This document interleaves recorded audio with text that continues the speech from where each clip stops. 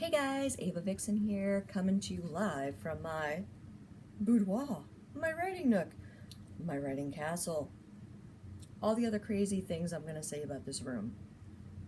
Yes, please ignore the thing hanging behind my head. So, in light of a big event coming up in the near future, I have a couple of things to say. It seems that there's an anniversary on the horizon, and if you are familiar with the League of Guardians series, you would know that it would be September 24th, the release date of Darkest Before Dawn, Farron and Remi's anniversary. Whew, let me tell you, so wound-worthy! So I've been told. Anyways, moving on, it's also another day. Now, if you've read Darkest Before Dawn and Book 2, Rising Sun, then you need to make sure you go out and pre-order Book 3, Crystalline Dreams. Ooh, look at that cover, that's so beautiful.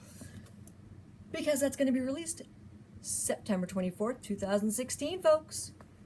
And you can pre-order signed copies on my website, www.avavixen.com, or pre-order your ebook or print copies from Amazon, Barnes & Nobles, Kobo, Smashwords, iTunes, or All Romance Reads.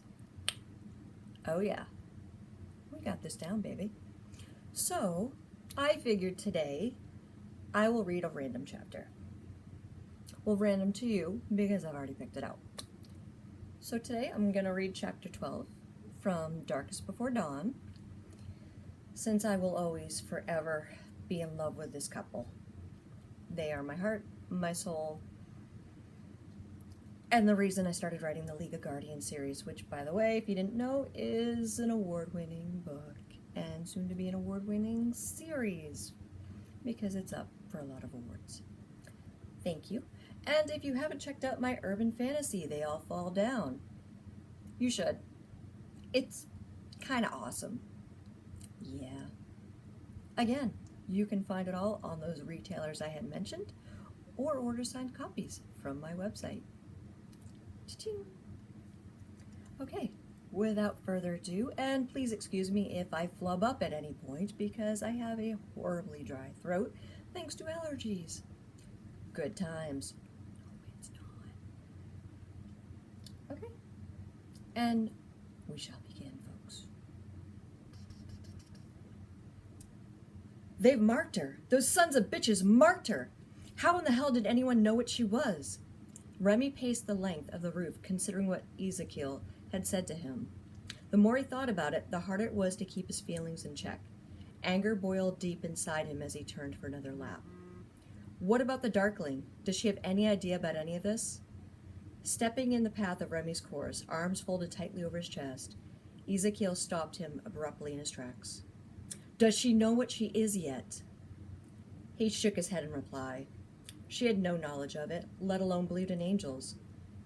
No. As far as she's concerned, Farron believes she's cursed. I don't know how much more she'll survive, though. I can't reach her mind to wake her. She's shut down from the inside out. Did you try healing her? Cocking a sardonic brow at Ezekiel, he allowed the "are you kidding me" look to pour out of his frustration. What the hell do you think? Come on, you know better. I pumped everything I had into her and nothing. She didn't even flinch. Although, turning away, he realized he wasn't sure how much information he should divulge to his brethren. Considering him with a wary eye, Remi steeled himself to ask about Farron's reaction to her soft anchors being touched. Did you ever come across a Darkling who reacted to their... Blowing out a ripe curse, he tightened his lips and decided it sounded too crazy to keep going on with his question. Never mind. It's nothing. Are you asking me if any of my chargers purred when their wings were touched before they popped out? Oh my God. Yes, that's exactly what I wanted to know. His eyes grew wide as he stared back at Ezekiel. Yeah, I guess I am. Only one. And I recommend you keep your distance. Remember, it's business. Don't make it personal. shooting him an arctic glare. His disapproval covered Remi with a silent warning. I'll give you 5 minutes to check on your charge. Then we head back realmside. Got it? Am and the others need to know what's going on. Maybe with the information Casil has, we can figure this out. Nodding reluctantly, he slipped back into the apartment to check on Farron. She hadn't moved a muscle, remaining more like a statue frozen in time. Her breath was barely raising her chest. Lifting her slender hand to his lips, he brushed them over, kissing each one of her fingers before smoothing her hand along his cheek. Business, not personal. Ezekiel's words cut him like a rusty knife, leaving the residual sting long after he left. How could she not be personal? He knew he shouldn't care for her as much as he did, but how couldn't he? He had seen her at her worst, beat down and bloodied, from things which would have destroyed any normal person. She lived when others would have died, and still she showed compassion to beings no one else saw.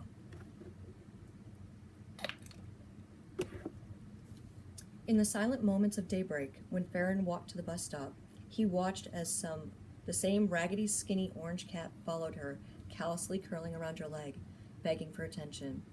And each time she reached down to pet him, offering him love when no one else would bother. After a few days of the same routine, he observed in amazement as she reached in her pocket and pulled out a can of cat food. Since then, she had made a friend for life, with a simple gesture for a famishing soul. She was half-starved herself, but the cat must have given her something no one else could. After that day, he imbued the little beast with immortality, making him Farron's other guardian. Animal souls are pure, charging them with guardianship had become a common occurrence for angels. Stroking her hair lightly, laughing to himself, Remi thought about the little details he had overlooked about Farron before. Meu Angel, please know I will always be with you. It doesn't matter which way you turn. A sharp buzzing in his pocket broke his moment of peace, and he quickly palmed the phone. I'm coming, he snapped, and cut off the call. He hated to leave her alone and vulnerable, but so much needed to be said to Am and the brethren. Kissing her forehead, he whispered his promise to return soon, then mentally commanded all locks to shift into place, and left his own alarm there to warn him if any intruders came within walking distance of her building. He had no idea how long she would stay in her coma, but leaving her without any protection scared the hell out of him.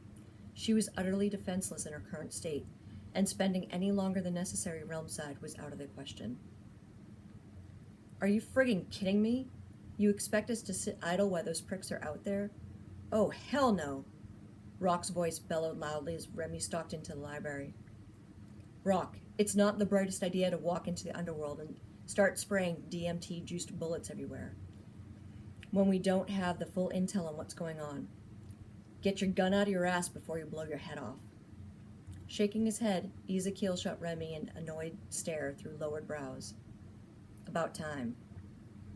And there it was, his famous cold welcoming. Sinking down into the leather couch, he scanned the room, eyeing each one of the brethren, waiting for someone to fill him in.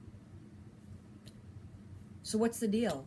His teeth were on edge as the silence continued for a moment longer.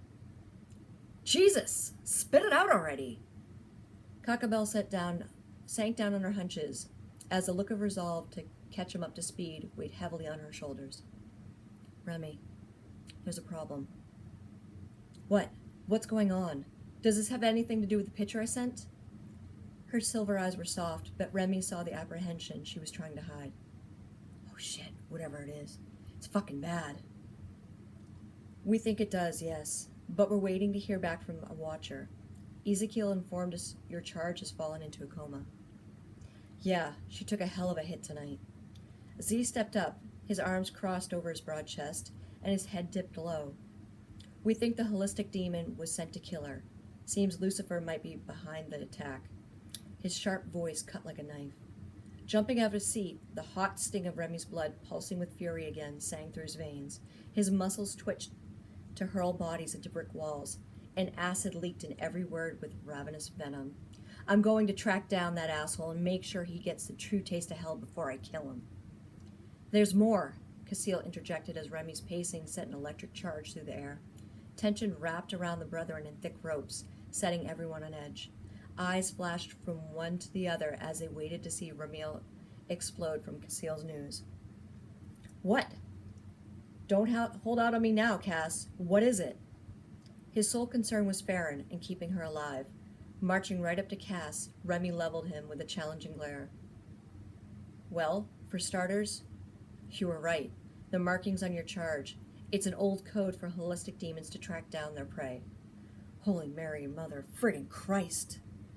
Deep down, he already knew the truth, but hearing it confirmed spiked his blood pressure to stroking out levels. Wait a sec. So what you're saying is Remdog's Darkling is like a walking target? Dude, talk about a shitty deal. Scrubbing his mohawk back, Rock lost all rebellious facade as Cassiel continued.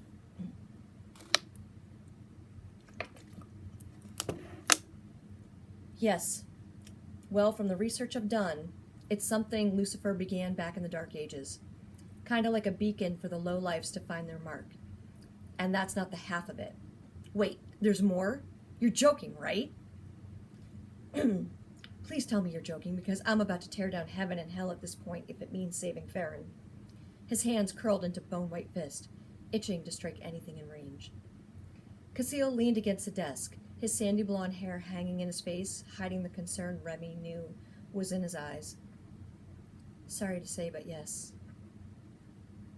The word I got is they used daemons to replace humans to do this, and have been for quite some time. My guess is, since the day your charge was born, they've been placed in the way to keep watch, so to speak, over her. Just as you have been her guardian. And since they are half human, they're harder to track down. It would seem Satan has Lucifer running interference. He wasn't sure if the universe had been struck with an earthquake hitting 100 on the Richter scale, or if he was about to have a heart attack. How could I have not known? All this time, it was right in front of me. And I never friggin' knew. Think about it. If you wanted to mark a Darkling, but you couldn't do it yourself, how would you go about marking your target? The room fell deadly silent as each member stared at the other in dark realization of the news. Do you think there are more Darklings out there? Cuckabell slept past Remi and Rock to search Cassiel's sullen stare. Cass, do you think there's others out there? Cupping his cheeks, she forced Cassiel to look into her eyes. A small gasp burst from her mouth. You do, don't you? Yes. I think she's in fact the key to unlocking the rest of them. This is only one. This is only the beginning, and... Turning his gaze back to Remi, the weight of his words rested heavily on everyone's shoulders. She will be Satan's downfall, unless he kills her first. Remi, given light to this new information, she is more important than we originally thought. Until we get things figured out, I think Remi should be on charge duty 24/7. His heart fell into his stomach with the news, struck him harder than a wrecking ball. Remi, there's more. You have got to be kidding me. Cassiel, how many more bombs are you planning on dropping here? Because I have to tell you, I'm about to hit the damn wall right about now. I know. I'm sorry, brother. I'm letting you know Folklore is a watcher now. He's been busy keeping an eye on the dark side for me. Well, us. And emailed me recently stating there's been a lot of activity. Lucifer has been keeping the demons busy, and there's been some talk about building an army. He hasn't heard much in the way of the Darklings, but given how secretive Zyphan has been, and Namin has gone into hiding, Folklore thinks we have an uprising to worry about. He'll be here later to explain more. Good. Find out every fucking thing you can. I'll be damned if she turns into a goddamn daemon. Crushing his fist down on the mahogany desk, Remi bit out each word with careful deliberation. Get Folklore up here. Stat! Saddle up, boys. Seems like we have a demon hunting to discuss. He had no idea how he would protect Farron should war break out, but one thing was for sure. He'd die trying. So, to continue on this journey, pick up your copy of Darkest Before Dawn. And make sure you pick up the following copies of Rising Sun and Crystalline Dreams. All coming to you September 24th. Again, Welcome to the League of Guardians. Sending angel kisses. And make sure you stop by my website, www.avavixen.com, for the latest tidbits about what's going on, as well as vlog and blog updates. And for signed copies, you can purchase them right there. Again, you can find me on Amazon, Barnes & Nobles, Nook, Kobo, iTunes, Smashwords, and all romance reads. Thanks, guys, and I look forward to reading more to you. Love ya.